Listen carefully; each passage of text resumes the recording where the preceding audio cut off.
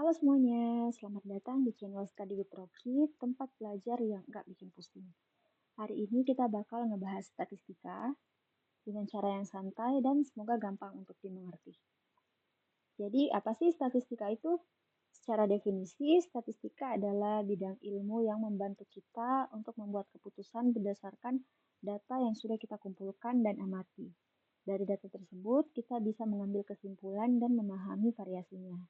Nah, kalau disederhanakan, statistika itu ilmu yang mempelajari keseluruhan proses, mulai dari ngumpulin data sampai akhirnya kita bisa bikin keputusan atau solusi. Langkah-langkah yang biasanya dilakukan dalam statistika adalah mengumpulkan data, mengolah data, menganalisis data, membuat keputusan, memberikan solusi, dan mendesain prosedur penelitian atau pengukuran. Dalam statistika, kita akan mengenal cabang atau klaster statistika. Statistika sendiri punya dua cabang utama nih. Yang pertama ada exploratory data analysis atau descriptive statistik. Tujuannya adalah untuk menggambarkan atau menjelaskan data yang ada. Di exploratory data analysis akan ada pengumpulan data atau data collecting, menyajikan data atau data presenting, dan mengetahui karakteristik data. Sedangkan di cluster selanjutnya ada confirmatory data analysis atau statistical inference yang tujuannya untuk menarik kesimpulan dari data sampel terhadap populasi. Di confirmatory data analysis ada estimasi parameter atau parameter estimation, kemudian ada pengujian hipotesis dan juga penarikan kesimpulan. Kita juga sering mendengar istilah statistik dalam statistika. Bedanya, statistik adalah fungsi dari random variable yang diobservasi untuk dijadikan sampel. Sementara statistika adalah ilmu yang berkaitan dalam keseluruhan proses pengambilan data. Nah, sebelum kita bisa menganalisis, kita harus tahu dulu jenis data yang kita punya. Data sendiri adalah angka atau informasi yang dikumpulkan lewat observasi atau penelitian. Jenisnya data dibedakan berdasarkan skala pengukurannya. Ada nominal, ordinal, interval, dan rasio. Di data nominal, angka hanya sebagai label tanpa urutan. Contohnya jenis kelamin dan warna mata. Untuk ordinal, angka yang punya urutan tapi jaraknya nggak pasti. Untuk interval, data punya jarak yang sama antar nilai tapi tidak punya nol mutlak. Contohnya suhu. Dan untuk rasio, seperti interval tapi dia punya nol mutlak sehingga bisa dibandingkan. Contohnya tinggi badan atau berat badan. Dalam statistika kita juga akan sering menemui populasi dan sampel. Populasi adalah seluruh objek atau individu yang sedang kita amati, sedangkan sampel adalah sebagian dari populasi yang diambil untuk dianalisis, biasanya karena lebih praktis dan hemat waktu. Dalam statistika ada yang dinamakan properties of numerical data. Biasanya dilihat dari tiga hal utama, ada central tendency, variasi, dan shape. Untuk central tendency ini adalah nilai yang mewakili pusat data. Dan di central tendency biasanya ada mean atau rata-rata, median, mid-range, mid-mean, dan mode atau modus. Mid-range ini rata-rata nilai maksimum dan minimum. Supaya untuk pengertiannya bisa dilihat dari rumusnya. Selanjutnya ada variasi atau seberapa tersebar data. Ada range, yaitu selisih antara nilai maksimum dan minimum. Kemudian ada interquartile range, ada variance atau ragam, dan juga ada standar deviasi atau simpangan baku. Selanjutnya ada shape atau bentuk distribusi atau bentuk kurva data. Nah, di shape ini biasanya ada skewness atau kemencengan distribusi dan juga keruncingan distribusi atau yang disebut sebagai kurtosis. Oke teman-teman, biar nggak cuma teori, sekarang kita masuk ke contoh soalnya. Lanjut ke contoh soal statistika.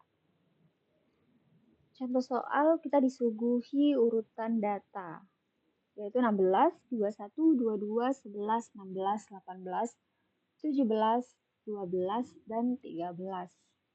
Carilah min, mode atau modus, median, dekuartil, Q1, Q2, dan Q3, mid-range-nya, mid-hinge, interkuartil, semi-interkuartil, variasi, dan standar deviasi.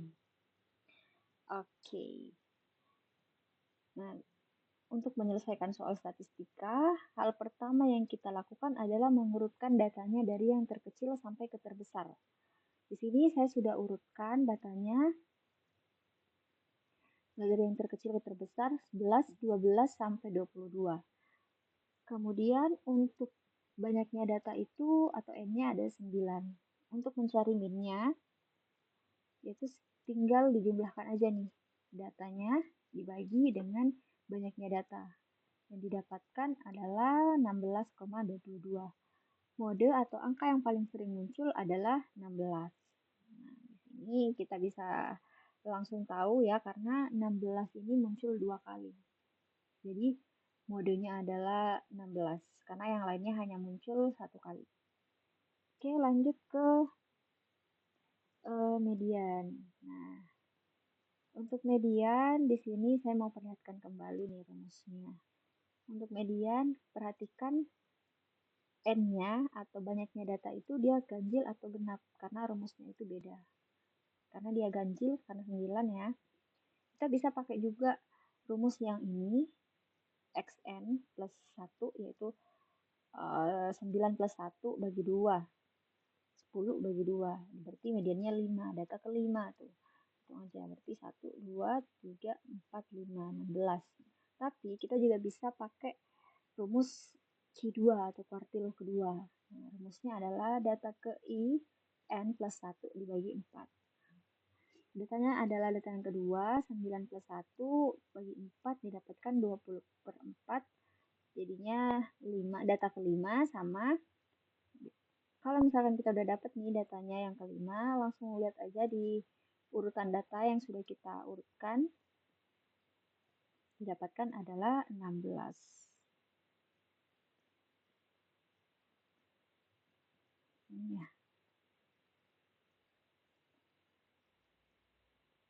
Ini ya. Oh iya, di sini tadi min ya. Kalau min itu harusnya dinotasikan sebagai X bar. Lanjut, kita disuruh mencari dekuartil. Q1, Q2, dan Q3. Q2 tadi kan udah kita dapat nih. Cari lagi Q1 dan Q3-nya. Nah, untuk Q1, rumusnya sama, I-nya yang beda. Berarti data ke 1, 9 plus 1 didapatkan 10 bagi 4. Data ke 2,5. Nah, setelah itu kita bisa pakai rumus yang ini. Maka didapatkan data ke 2,5 atau Q1-nya adalah 12,5. Oke, untuk Q2-nya kan udah didapatkan tadi ya. Dia 16. Selanjutnya mencari Q3. Untuk Q3 berarti 3, 9 plus 1 per 4.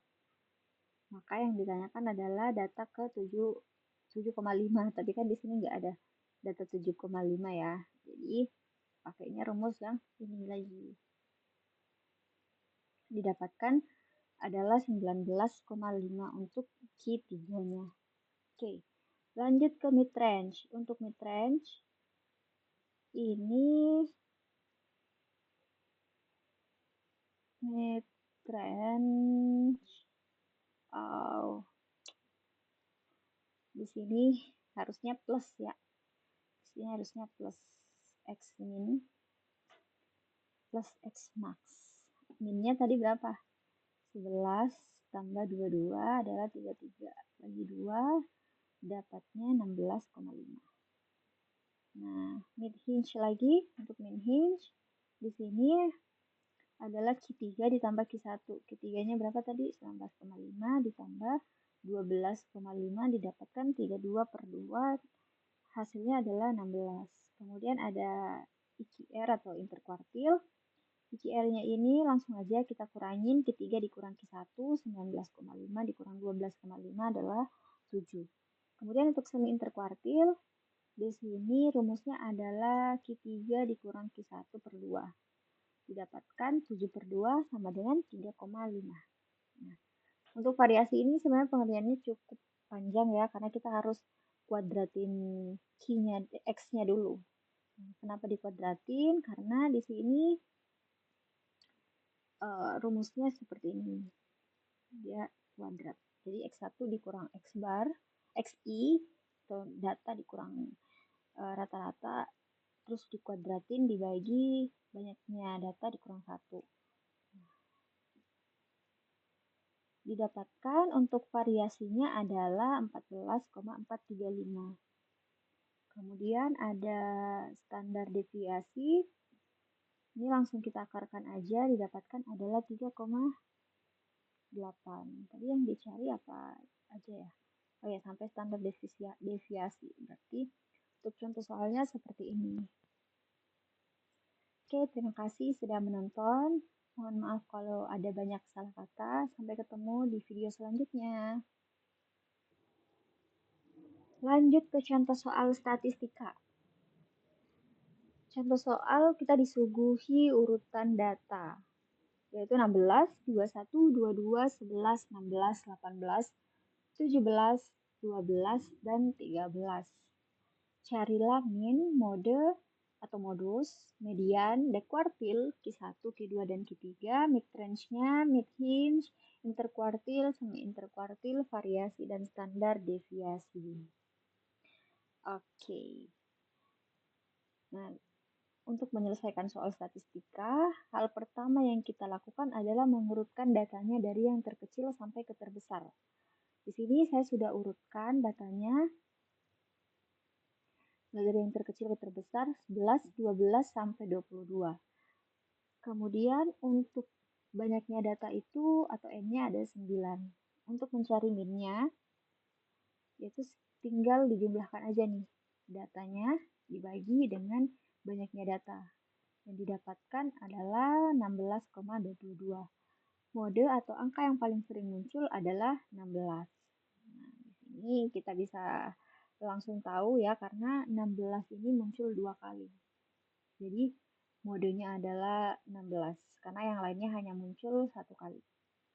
Oke, lanjut ke median. Nah, untuk median di sini saya mau perlihatkan kembali nih rumusnya. Untuk median, perhatikan N-nya atau banyaknya data itu dia ganjil atau genap, karena rumusnya itu beda. Karena dia ganjil, karena 9 ya.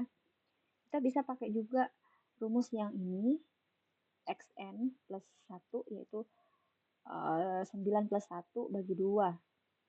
10 bagi 2. Berarti mediannya 5, data ke-5 tuh. Hitung aja, berarti 1, 2, 3, 4, 5, 16. Tapi kita juga bisa pakai rumus Q2 atau kuartil kedua. Nah, rumusnya adalah data ke I N plus 1 dibagi 4. Datanya adalah data yang kedua, 9 plus 1 bagi 4 didapatkan 20 per 4. Jadinya 5, data ke-5 sama. Kalau misalkan kita udah dapat nih datanya yang kelima, langsung lihat aja di urutan data yang sudah kita urutkan. Didapatkan adalah 16.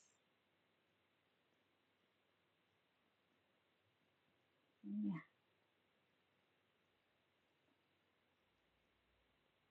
Ini ya. Oh iya, di sini tadi min ya. Kalau min itu harusnya dinotasikan sebagai X bar. Lanjut, kita disuruh mencari dekuartil. Q1, Q2, dan Q3. Q2 tadi kan udah kita dapat nih.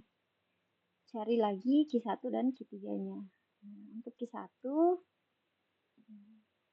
rumusnya sama, I-nya yang beda. Berarti data ke 1, 9 plus 1 didapatkan 10 bagi 4. Data ke 2,5. Nah, setelah itu kita bisa pakai rumus yang ini. Maka didapatkan data ke 2,5 atau Q1-nya adalah 12,5. Oke, untuk Q2-nya kan udah didapatkan tadi ya. Dia 16. Selanjutnya mencari Q3. Untuk Q3 berarti 39 plus 1 per 4. Maka yang ditanyakan adalah data ke 7,5. Tapi kan di sini nggak ada data 7,5 ya. Jadi pakainya rumus yang ini lagi. Didapatkan adalah 19,5 untuk Q3-nya. Oke, lanjut ke mid-range. Untuk mid-range, ini mid-range, oh, di sini harusnya plus ya. Di sini harusnya plus X min plus X max. Minnya tadi berapa? 11 tambah 22 adalah 33. Bagi 2 dapatnya 16,5. Nah, mid hinge lagi. Untuk mid hinge di sini adalah Q3 ditambah Q1. Q3-nya berapa tadi? 19,5 ditambah 12,5 didapatkan 32 per 2. Hasilnya adalah 16. Kemudian ada IQR atau interkuartil. IQR-nya ini langsung aja kita kurangin. Q3 dikurang Q1, 19,5 dikurang 12,5 adalah 7. Kemudian untuk semi interkuartil, di sini rumusnya adalah Q3 dikurang Q1 per 2. Didapatkan 7 per 2 sama dengan 3,5. Nah, untuk variasi ini sebenarnya pengertiannya cukup panjang ya, karena kita harus kuadratin Q-nya, X-nya dulu. Kenapa dikuadratin? Karena di sini rumusnya seperti ini. Dia kuadrat. Jadi X1 dikurang X bar, XI, atau data dikurang rata-rata, terus dikuadratin dibagi banyaknya data dikurang 1. Didapatkan untuk variasinya adalah 14,435. Kemudian ada standar deviasi. Ini langsung kita akarkan aja, didapatkan adalah 3,8. Tadi yang dicari apa aja ya? Oh ya, sampai standar deviasi. Berarti untuk contoh soalnya seperti ini. Oke, terima kasih sudah menonton. Mohon maaf kalau ada banyak salah kata. Sampai ketemu di video selanjutnya.